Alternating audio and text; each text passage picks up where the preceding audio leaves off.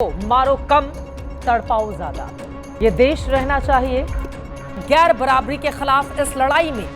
नमस्कार, मैं हूं चित्रा त्रिपाठी और अब वक्त हो चला है जनहित का। ओरिएंट बेल टाइल्स स्टूडियो से आप देख रहे हैं एबीपी न्यूज। नमस्कार, मैं हूं चित्रा त्रिपाठी और आप देखना शुरू कर चुके हैं जनहित। रात के 9 बज चुके हैं और बिहार में आज रत जगा है। मुझे नहीं पता आज कितने उम्मीदवारों को नींद आने वाली है।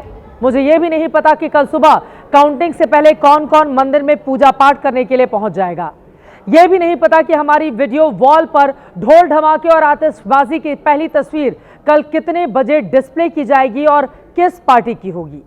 तो जश्न की बातें कल पर छोड़ देते हैं, अभी जीत के फैक्टर पर आ जाते हैं। इसके लिए मैं पीसीआर से कहूंगी, अपनी टीम से, कि जल्दी से जातियों का वो जाल सामने डाल दें जो आज हम जनहित में दिखाना चाहते हैं।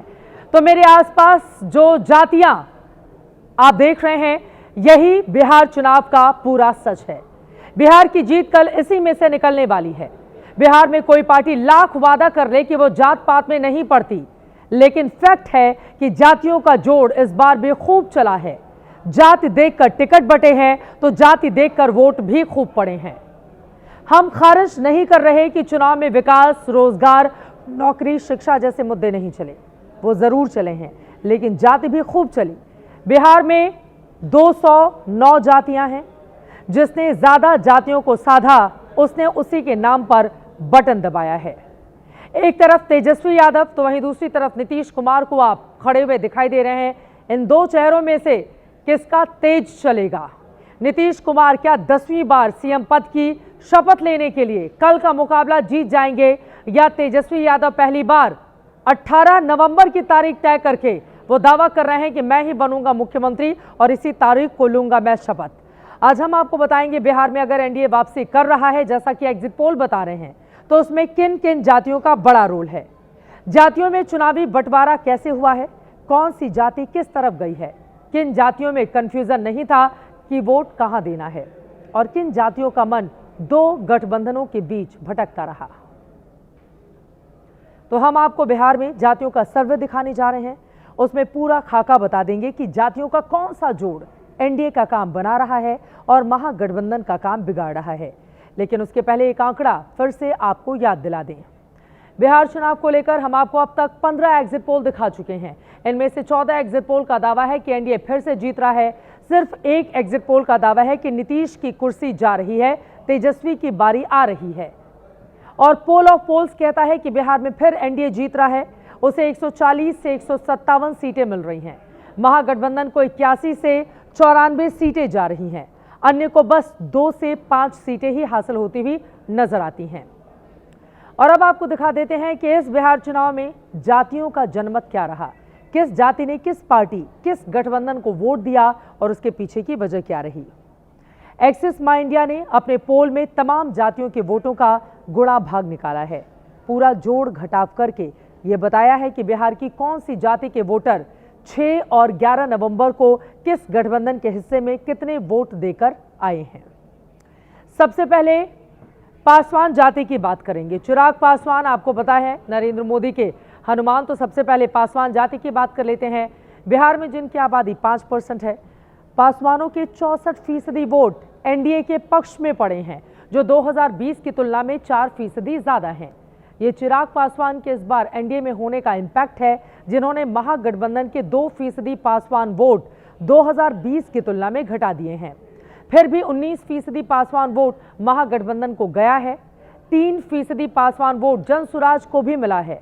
अन्य का पासवान वोट 5% घटा है। ये अन्य भी पिछली बार चिराग पासवान ही थे। तो यहां पर पासवान वोट एक तरफा एनडीए के खाते में गया है, जो आपको आंकड़ों में दिखाई दे रहा है। अब दूसरी जाति रविदास की बात करते हैं, जिनका वोट शेयर बिहार में 5% है। एक्सिस माई इंडिया के मुताबिक एनडीए को 32% रविदास वोट मिला है, जो पिछली बार से 1% कम है। महागठबंधन को 36% मिला है, 6% का बड़ा इजाफा हुआ है। 2% रविदास वोट जनसुराज को गया है। बड़ी बात यह है कि 30% रविदास वोट अब भी अन्य को गया। अन्य का जो 7% रविदास वोट घटा है वही महागठबंधन में जाकर शिफ्ट हो गया है। कांग्रेस के प्रदेश अध्यक्ष राजेश राम इसी जाति से हैं। यह उनके डिप्टी सीएम बनने की चर्चा का असर भी हो सकता है। 30% रविदास वोट अन्य को जाने का मतलब हो सकता है कि बिहार में बीएसपी फैक्टर 2020 की तरह इस बार भी चला है। और अब दलितों के बाद अति पिछड़ी जाति पर आ जाते हैं। तेली जाति की वोट शिफ्टिंग देखिए, जिसका वोट पावर बिहार में 3% है। एक्सिस माई इंडिया के मुताबिक तेली जाति के 61% वोट एनडीए को गए हैं, जो पिछली बार से 4% ज्यादा है। एक तरफा वोट महागठबंधन को तेली समाज के 18% वोट गए हैं, जो पिछली बार जितने नहीं हैं। जन स्वराज को 6% तेली वोट मिले हैं। अन्य दलों को 2020 में 15% वोट मिले थे, जिन्हें इस बार 10% तेली वोटों का घाटा हुआ है और यही वोट एनडीए और जन स्वराज के बीच शिफ्ट हो गया है। और अब आते हैं मल्लाह जाति पर, जिसके वोटों की ताकत बिहार में 4% है। मुकेश सहनी फैक्टर ने कुछ हद तक एनडीए को नुकसान पहुंचाने का काम किया है। हालांकि ये उतना नहीं है जितना दावा मुकेश सहनी लगातार चुनाव में किया करते थे। सहनी को महागठबंधन ने डिप्टी सीएम प्रोजेक्ट किया। एक्सिस माई इंडिया के मुताबिक एनडीए को 46%, 46% मल्लाह वोट मिल रहे हैं, जो सबसे आगे हैं, लेकिन इसमें उसे 10% का घाटा भी है। वहीं महागठबंधन को 40% मल्लाह वोट मिले हैं, उसमें 16% वोटों का उछाल मिला है। जन स्वराज को भी 3% मल्लाह वोट मिल रहे हैं। एनडीए का 10% और अन्य दलों का 9% मल्लाह वोटर मिलकर ही महागठबंधन में शिफ्ट हो गया है। मुकेश सहनी ने खुद को चुनाव के दौरान बिहार में ऐसे प्रोजेक्ट किया जैसे वो अकेले मल्लाहों के सबसे बड़े नेता हैं। उन्हीं के कहने पर मल्लाह चल रहे हैं, लेकिन एग्जिट पोल इस दावे को नकार रहा है।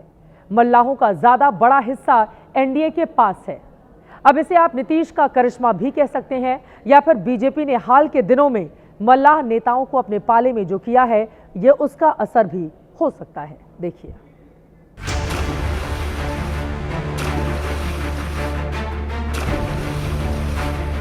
2 नवंबर को राहुल गांधी प्रचार के लिए बेगूसराय गए तो मुकेश सहनी के साथ मछली पकड़ने तालाब में उतर गए थे। सोशल मीडिया पर राहुल गांधी का यह वीडियो खूब वायरल हुआ था। विरोधियों ने इसे वोट पकड़ने की चाल कहा था। एक्सिस माई इंडिया का एग्जिट पोल कहता है कि मुकेश सहनी के जरिए मछुआरों को साधने की महागठबंधन की यह कोशिश कामयाब हो गई है। भले ही एग्जिट पोल में सरकार एनडीए की बन रही हो, लेकिन एक्सिस माई इंडिया का एग्जिट पोल कहता है कि मुकेश सहनी को डिप्टी सीएम घोषित करना तेजस्वी और महागठबंधन के लिए मुनाफे का फैसला रहा। एक्सिस के सर्वे के मुताबिक मुकेश सहनी जिस मल्लाह ग्रुप के वोट पर दावा करते हैं, उसका 46% वोट एनडीए के खाते में जाता दिख रहा है, जबकि 40% वोट महागठबंधन के खाते में जाने की संभावना है। खबर इसमें यह है कि एनडीए को इस समाज के वोट का 2020 की तुलना में 10% नुकसान हो रहा है, जबकि महागठबंधन को 16% का फायदा। यानी जिस काम के लिए तेजस्वी ने मुकेश सहनी को साथ रखा था, वो काम कुछ हद तक वो कर गए हैं। मुकेश सहनी जिस बिरादरी की राजनीति करते हैं, वो बिहार में एबीसी का हिस्सा है। बिहार की कुल आबादी में एबीसी 36% है, जबकि मल्लाह ग्रुप की जातियों की संख्या 6% के करीब है। मछुआरा समुदाय का मुख्य पेशा मछली पकड़ना है। ये समुदाय अलग अलग कई उपजातियों में बटा हुआ है। मल्लाह 2.6% हैं, बिंद 0.98%, केवट 0.7%, गंगोता 0.49%, जबकि बेलदार 0.36% हैं। बिहार में मल्लाह ग्रुप के लोग मुख्य रूप से नदियों के आसपास बसे हुए हैं। गंगा गंडक के किनारे वाले इलाकों में इनकी अच्छी खासी संख्या है। दरभंगा, मधुबनी, मुजफ्फरपुर और पूर्वी चंपारण में ये समूह जिताने और हराने की ताकत रखता है। एक्सिस के पोल में 16% का जो फायदा महागठबंधन को दिख रहा है, वो इसी इलाके से हुआ हो सकता है। 2020 के चुनाव में मुकेश सहनी एनडीए के साथ थे और 4 सीटों पर उनकी पार्टी चुनाव भी जीती थी। इस चुनाव में मुकेश सहनी के 12 उम्मीदवार मैदान में हैं। कितने जीतते हैं, कितने हारते हैं, ये कल मालूम चलेगा। और इस वक्त तेजस्वी यादव प्रेस कॉन्फ्रेंस कर रहे हैं महागठबंधन के बाकी सहयोगियों के साथ। सीधे लेकर चलते हैं आपको। क्या क्या किया था, हम लोग सब लोग जानते हैं, हम लोग को सब कुछ याद है। इस बार तमाम अधिकारियों से हम यही कहेंगे कि निष्पक्ष रूप से आप सब लोग जो है काउंटिंग कराएं। जो जनता ने मत दिया है, उनके साथ जो है लोगों को न्याय करना चाहिए। और पहले भी हम लोगों ने कहा था कि भाजपा के लोग और कुछ गोदी मीडिया, कुछ अधिकारी, मेहमान लोग जो है एक प्रोपेगेंडा, एक परसेप्शन एक बनाया जा रहा है कि भाजपा के लोग जो है चुनाव जीत रहे हैं। भाजपा के लोग डरे हुए हैं, बेचैन हैं और ये सरकार जो है जाने वाली है। कई अधिकारियों को आज भी निर्देश, पटना में कुछ लोग बैठ के सीएम हाउस से रिटायर्ड अधिकारी हों। एग्जिट पोल के आंकड़े आने के बाद तेजस्वी यादव की ये पहली बड़ी प्रेस कॉन्फ्रेंस। कल रिजल्ट का दिन है, लेकिन उसके पहले ये अपील कर रहे हैं चुनाव आयोग से कि पारदर्शिता इसमें बनी रहे और एग्जिट पोल के आंकड़ों को लेकर भी तेजस्वी अपने अंदाज में तंज कस रहे थे। आगे बढ़ते हुए इस चुनाव में, जैसा कि मैंने आपको जनहित के शुरुआत में ही बताया, दोनों ही गठबंधनों का बड़ा दांव ईबीसी यानी अति पिछड़ा वर्ग के वोटों पर था, जिसके लिए दोनों ही तरफ से बढ़ चढ़कर बड़े बड़े दावे किए गए। बिहार में ईबीसी वोट बैंक 36% है। इनमें से 4% मल्लाह और 3% तेली की बात हम कर चुके हैं। बाकी बची हुई 29% ईबीसी में से 15% जो हिंदू ईबीसी हैं, उसको लेकर एक्सिस माई इंडिया का दावा है कि 61% वोट एनडीए के पक्ष में गया है, जो पिछली बार से 3% ज्यादा है। ब्रेकिंग न्यूज हम हटाएंगे तो वो ज्यादा समझ में आ पाएगा। ईबीसी का ये वोट महागठबंधन का भी 2% बढ़ा है, लेकिन कुल मिलाकर उसे 23% ही ईबीसी वोट मिले हैं। जनसुराज को 4% वोट मिला है। अन्य दलों को भी 12% ईबीसी वोट मिला है। अन्य दलों से ही 9% ईबीसी वोट छिटके हैं, जो दोनों गठबंधनों और जनसुराज पार्टी के बीच शिफ्ट होता हुआ दिखाई दे रहा है। और अब आगे बढ़ते हुए बात बिहार के बनिया वोटर की। 3% इनकी आबादी है। परंपरागत रूप से बीजेपी के साथ रहा है। एक्सिस माई इंडिया के मुताबिक 64% व्यापारी कारोबारी बनिया वोट एनडीए के पक्ष में गया है। ये इजाफा 8% का है।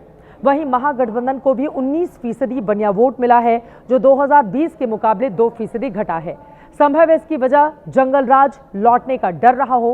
कारोबारियों ने जनसुराज पर भी अपना भरोसा जताया है, उसे 5% वोट दिए हैं। अन्य दलों को 12% बनिया वोट मिले हैं, जो पिछले चुनाव के मुकाबले 11% का नुकसान है। बिहार के ब्राह्मण वोटों पर आते हैं, जो बिहार में अच्छा खासा दखल रखते हैं। एक्सिस माई इंडिया के मुताबिक ब्राह्मणों का रुझान भी कारोबारियों जैसा ही है, यानी कि एनडीए की ओर। 64% ब्राह्मण वोट एनडीए को गया है। ये बढ़ोतरी सीधे 8% की है, जबकि महागठबंधन पर ब्राह्मणों में भारी भरकम अविश्वास जताया गया है। सिर्फ 14% ने महागठबंधन को वोट दिया, यानी 11% ब्राह्मणों ने इस चुनाव में महागठबंधन का साथ छोड़ दिया पिछले बार के मुकाबले। ब्राह्मण जनसुराज की तरफ भी गया है, वो भी पूरे 9% के साथ। प्रशांत किशोर खुद ब्राह्मण है। ब्राह्मणों को टिकट देने का भी असर दिख रहा है। अन्य दलों को 2020 में 13% ब्राह्मण वोट मिले थे, जो एनडीए और जनसुराज में शिफ्ट हुआ है। और अब राजपूत समुदाय की वोटरों पर आते हैं। इनके बिहार की सत्ता में मजबूत पावर। आपको बताते चले 50 से ज्यादा सीटों पर इनका प्रभाव है। राजपूत भी एनडीए से ही अटैच रहे हैं। 6% इनकी आबादी है। 66% से एनडीए को वोट किया जा रहा है, यानी कि पिछली बार के मुकाबले 5% ज्यादा। लेकिन 15% राजपूत महागठबंधन के साथ भी रहा है। सिर्फ 1% से महागठबंधन का मोह भंग हुआ। जनसुराज राजपूतों की भी 5% वोट लेकर गई है। अन्य दलों को 14% राजपूतों ने वोट दिए हैं। सीधे तौर पर 9% राजपूतों ने अन्य दलों पर अपना वोट खर्च करना इस बार ठीक समझा है। अपर कास्ट की हमने बात की, जिसमें ब्राह्मण और राजपूतों की बात हो गई।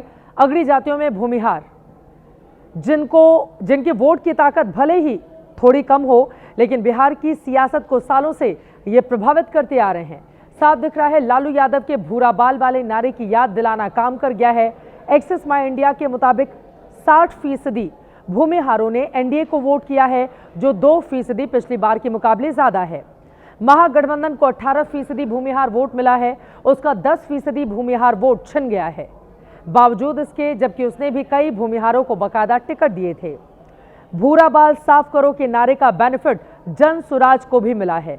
उसे पहले ही चुनाव में 8% भूमिहार वोट मिलने का दावा है, लेकिन 14% भूमिहार वोट बिखरा भी है, जो किसी गठबंधन में ना जाकर अन्य दलों के खाते में गया है।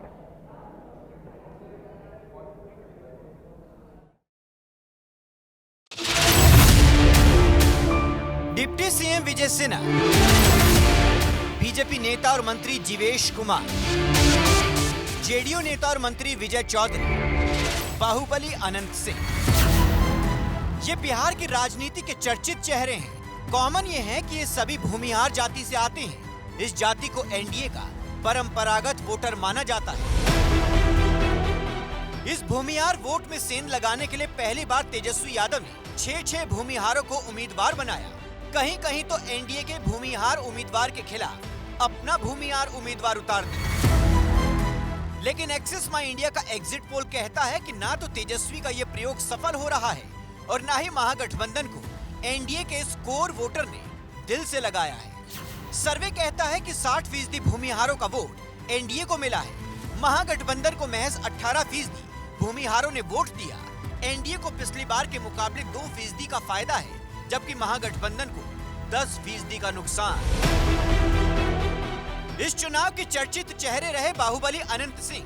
मोकामा से जेडीयू के उम्मीदवार हैं। अनंत सिंह भूमिहार जाति से आते हैं। उसी भूमिहार जाति से आने वाले दूसरे बाहुबली सूरजभान सिंह की पत्नी वीणा देवी मोकामा से आरजेडी की उम्मीदवार हैं। आरजेडी ने एक और बाहुबली मुन्ना शुक्ला, जो कि भूमिहार जाति से ही आते हैं, उनकी बेटी शिवानी शुक्ला को लालगंज से उतार रखा है। भूमिहार परंपरागत रूप से आरजेडी का विरोधी रहा है। लालू के जमाने से ही भूमिहार और आरजेडी नदी के दो किनारे बने हुए हैं। लेकिन तेजस्वी ने सत्ता पाने के लिए इसे साधने की कोशिश की थी। एनडीए ने इस चुनाव में 31 भूमिहार उम्मीदवार उतारे तो महागठबंधन ने 16 भूमिहारों को टिकट दिया। महागठबंधन का मकसद एनडीए के परंपरागत वोट बैंक में सेंध लगाने का था। लेकिन एक्सिस का एग्जिट पोल कहता है कि महागठबंधन को इसका फायदा नहीं मिला है।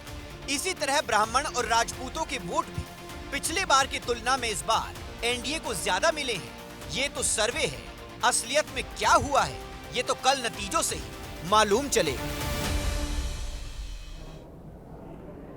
वैसे बिहार में जातियों को ढूंढना भूसे के ढेर में सुई ढूंढने के समान है। आप उसे नेम और सरनेम से नहीं पहचान सकते। जातियों का जाल इतना उलझा हुआ है कि उसे समझना हर किसी के बस की बात नहीं। उसके लिए बहुत पैनी और पारखी नजर चाहिए। एक उदाहरण से मैं आपको समझाने की कोशिश कर लेती हूँ। चौधरी टाइटल को ही ले लें, जिसे सुनकर आप उसकी जाति का अंदाजा नहीं लगा सकते। विजय चौधरी के नाम में चौधरी लगा है, जो कि भूमिहार जाति से हैं, नीतीश की कोर टीम में हैं। अशोक चौधरी भी नीतीश की कोर टीम का हिस्सा हैं, लेकिन उनकी जाति पासी है, जो महादलित हैं। सम्राट चौधरी का चेहरा आप जानते पहचानते हैं। सम्राट के नाम में भी चौधरी है, लेकिन वो कुशवाहा जाति के हैं। अवध बिहारी चौधरी पूर्व स्पीकर हैं, आरजेडी के नेता, और ये यादव जाति के हैं। प्लूरल्स पार्टी की प्रमुख पुष्पम प्रिया चौधरी ब्राह्मण हैं। राष्ट्रीय लोक मोर्चा के प्रदेश अध्यक्ष मदन चौधरी वैश्य जाति के हैं। तो आपने देख लिया जात में जीत किस तरह से छिपी हुई है। लेकिन बिहार में जातियों को पहचानना, फिर बड़ी बारीकी से उनके नब्ज पर हाथ रखकर उन्हें अपने साथ जोड़ना, ये भी आसान नहीं। सियासत में जातियों का ऐसा जाल और महाजाल कहीं नहीं मिलेगा। बिहार की 4 और जातियों का वोटिंग पैटर्न आपको दिखाते हैं। हालांकि इन चारों को लेकर बिहार में कोई भी समझ सकता है कि इनका वोट कहां गया होगा। हम बस वोटों की मात्रा बता रहे हैं।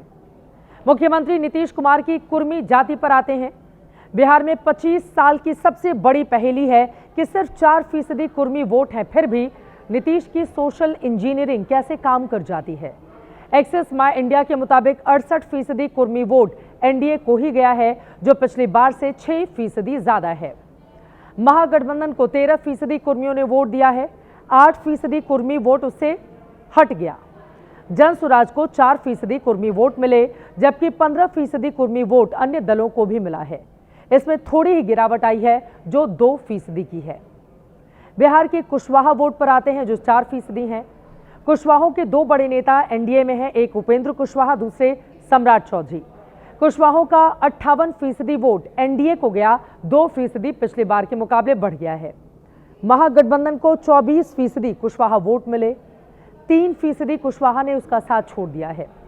एक्सिस माई इंडिया के मुताबिक जनसुराज को भी 5% कुशवाहा ने वोट किया है, जबकि अन्य दलों को 13% कुशवाहा समुदाय ने वोट किया, जो पिछली बार से 4% कम है। और अब आते हैं बिहार में ओबीसी की सबसे दमदार और सबसे ज्यादा यानी 14% आबादी वाली यादव जाति पर। रुझान वही है जो हर चुनाव में रहता है। एक्सिस माई इंडिया के मुताबिक एनडीए को सिर्फ 6% यादवों ने वोट किया। इस बार 8% कम यादव वोट उसकी तरफ गए। यादवों ने तेजस्वी को सीएम बनाने के लिए महागठबंधन के वोट बढ़ा दिए, पूरी तरह से एक तरफा। 90% यादवों ने महागठबंधन को वोट दिया है, जो पिछली बार के मुकाबले 12% ज्यादा है। सिर्फ 1% यादव ने जन सुराज को वोट दिया है। अन्य को 3% यादवों के वोट मिले हैं। 5% कम मिले हैं पिछली बार के मुकाबले, जो तेजस्वी और महागठबंधन की ओर चले गए हैं। तो यादव वोटर्स में कोई कंफ्यूजन नहीं है।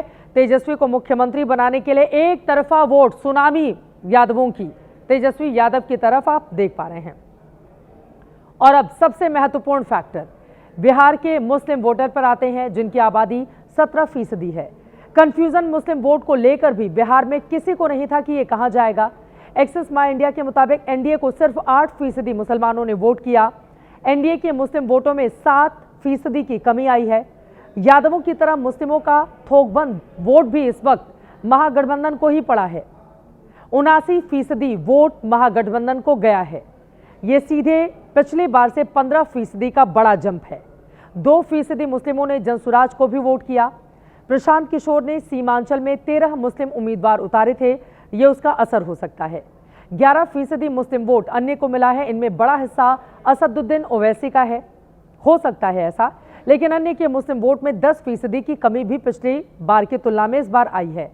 मतलब यह हो सकता है कि ओवैसी सीमांचल में मुस्लिमों को बहुत अपनी तरफ खींच आकर्षित नहीं कर पाए हों और उनका बहुत ज्यादा वोट उनको पिछली बार के मुकाबले नहीं मिला हो। महागठबंधन के मुस्लिम वोट में 15% का उछाल कैसे आया? क्या यह राहुल गांधी की वोटर अधिकार यात्रा का नतीजा है, या फिर महागठबंधन के मुस्लिम चेहरे बिहार के करीब 18% मुसलमानों के मन में असदुद्दीन ओवैसी की वोट कटवा छवि गढ़ने में कामयाब रहे? कम से कम एग्जिट पोल के अनुमानों का गणित तो यही कहता है कि अब की बार ओवैसी को मुसलमानों ने झटका दिया है। एक्सिस माई इंडिया के एग्जिट पोल के मुताबिक इस बार बिहार के सिर्फ 11% मुसलमानों ने ही अन्य दलों या निर्दलीय उम्मीदवारों का समर्थन किया है, जिसमें ओवैसी की भी पार्टी शामिल है। जबकि पिछली बार इसी सर्वे एजेंसी के अनुसार 21% मुस्लिम वोट अन्य के खाते में गए थे। इस बार ओवैसी ने चंद्रशेखर आजाद की पार्टी, आजाद समाज पार्टी काशीराम और स्वामी प्रसाद मौर्य की पार्टी अपनी जनता पार्टी के साथ गठबंधन किया था। जबकि पिछली बार एआईएमआईएम ने उपेंद्र कुशवाहा की पार्टी आरएलएसपी और बीएसपी के साथ गठजोड़ किया था। इस बार ओवैसी ने बिहार चुनाव में जिन नेताओं की पार्टियों से हाथ मिलाया है, उनका इस सूबे में कोई जनाधार नहीं है। जबकि पिछले चुनाव में ओवैसी के साथी रहे दलों का बिहार में हमेशा से खास वोट बैंक रहा है।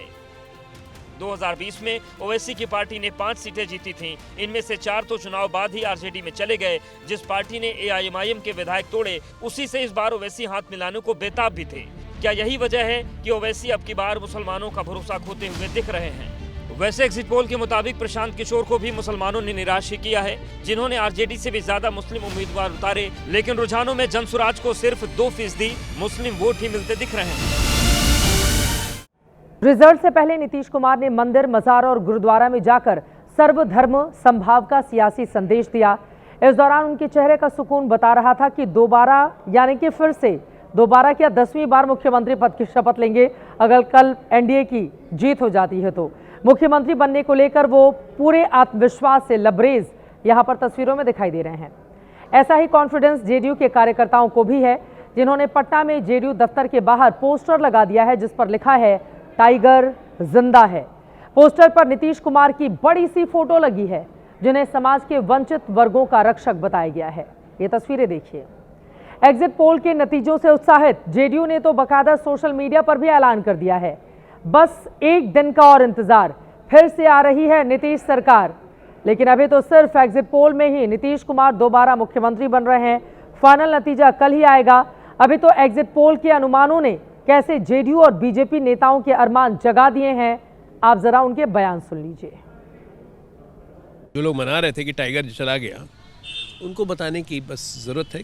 टाइगर कहीं नहीं गया था। टाइगर जब रहता है तो जंगल में रहता है और दहाड़ के रहता है। मंच से अमित शाह बोल चुके, प्रधानमंत्री बोल चुके, सब कुछ, राजनाथ सिंह बोल चुके। हमारे यहाँ एनडीए में सीएम पद की वैकेंसी ही नहीं है, ये सवाल ही नहीं आना चाहिए। जेडीयू दावा कर रही है टाइगर जिंदा है, लेकिन उसके पोस्टर के जवाब में आरजेडी ने भी एक पोस्टर पटना में अपने दफ्तर के बाहर चिपका दिया, जिसकी टैगलाइन है अलविदा चाचा। कार्टून स्टाइल में बने इस पोस्टर में गृह मंत्री अमित शाह को भी दिखाया गया है, तंज कसा गया है और नीतीश कुमार को कुर्सी पर बैठे हुए दिखाया गया है। उनके बगल में तेजस्वी यादव और अखिलेश यादव की तस्वीर है और शेरो शायरी के अंदाज में लिखा है, सिंहासन खाली करो कि तेजस्वी सरकार आती है।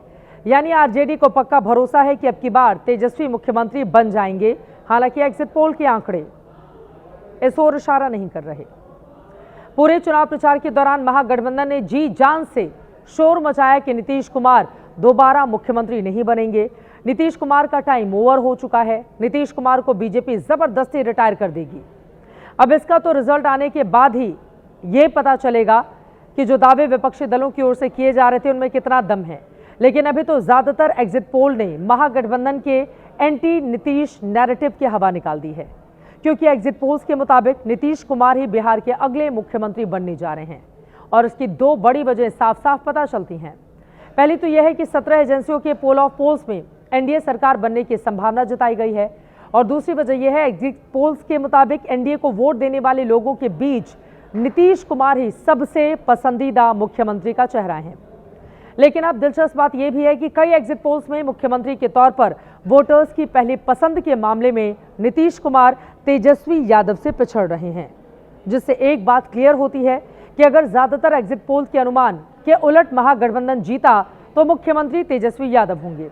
लेकिन अगर ज्यादातर एग्जिट पोल्स के अनुमान के मुताबिक एनडीए जीता तो नीतीश कुमार ही मुख्यमंत्री बनेंगे। ये स्थिति कम से कम साफ है और बार बार जेडीयू की ओर से जो पोस्टर लगाए जा रहे हैं उसके जरिए ये संकेत भी दिया जा रहा है। भले ही नीतीश कुमार को सीएम फेस एनडीए की ओर से उस तरह से प्रोजेक्ट नहीं किया गया हो जैसा कि तेजस्वी को किया गया था महागठबंधन की ओर से, लेकिन एनडीए को सबसे ज्यादा वोट नीतीश कुमार के सीएम फेस पर ही पड़े हैं, ऐसा एग्जिट पोल्स का दावा है। एक्सिस माई इंडिया एग्जिट पोल के मुताबिक 34% लोग चाहते हैं कि अगला सीएम तेजस्वी यादव बने, 22% लोग नीतीश कुमार को ही अगला मुख्यमंत्री बनाना चाहते हैं, 14% लोग चाहते हैं बीजेपी से कोई भी मुख्यमंत्री बन जाए। बीजेपी के सम्राट चौधरी को सिर्फ 2% लोगों ने मुख्यमंत्री के उम्मीदवार दावेदार के तौर पर पसंद किया है। यानी एग्जिट पोल्स के मुताबिक एनडीए को वोट करने वाले वोटर्स की पहली पसंद नीतीश कुमार है। तो आखिर 74 बरस के नीतीश कुमार ने बिहार की जनता पर ऐसा कौन सा जादू कर दिया है कि वो अपने से आधी उम्र के तेजस्वी यादव पर भारी पड़ते दिखाई दे रहे हैं, जैसा कि एग्जिट पोल के आंकड़े हैं। इसका विश्लेषण हम आगे करने वाले हैं। पहले आप ये देखिए, वोटिंग खत्म होने के बाद जब कौन बनेगा मुख्यमंत्री पर चर्चा चल रही थी, तब नीतीश कुमार क्या कर रहे थे। बिहार चुनाव के नतीजों से पहले बुधवार को नीतीश कुमार भगवान की शरण में पहुंचे, आशीर्वाद लिया। नीतीश कुमार पटना के प्रसिद्ध महावीर मंदिर पहुंचे, जहां उन्होंने बजरंग बली के दर्शन किए, पूजा अर्चना की।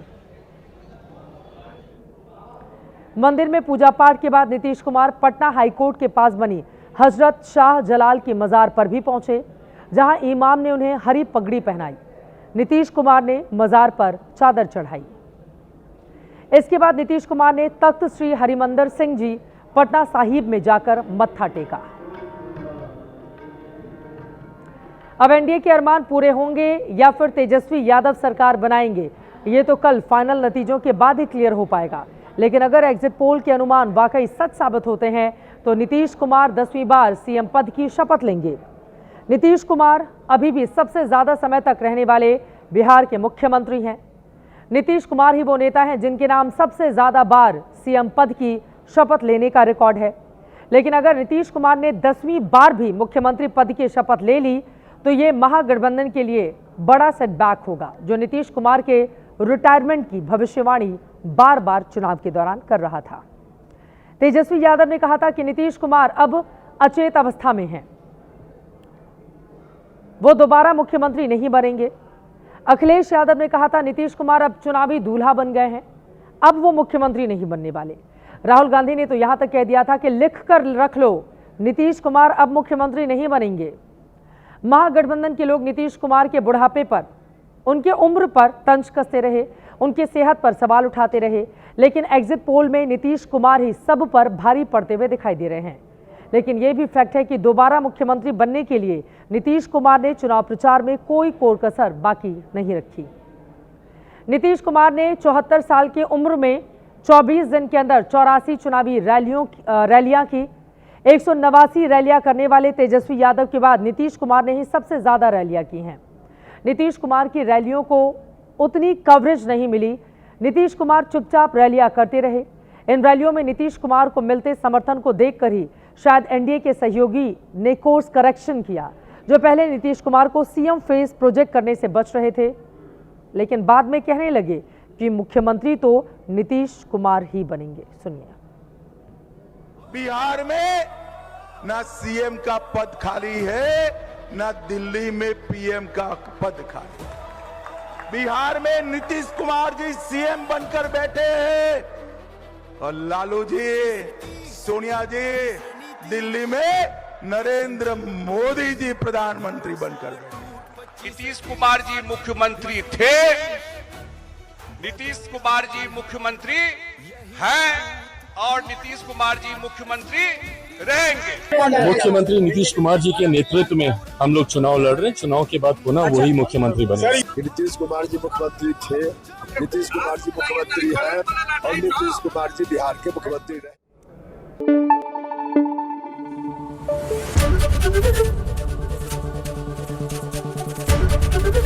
एबीपी न्यूज आपको रखे आगे।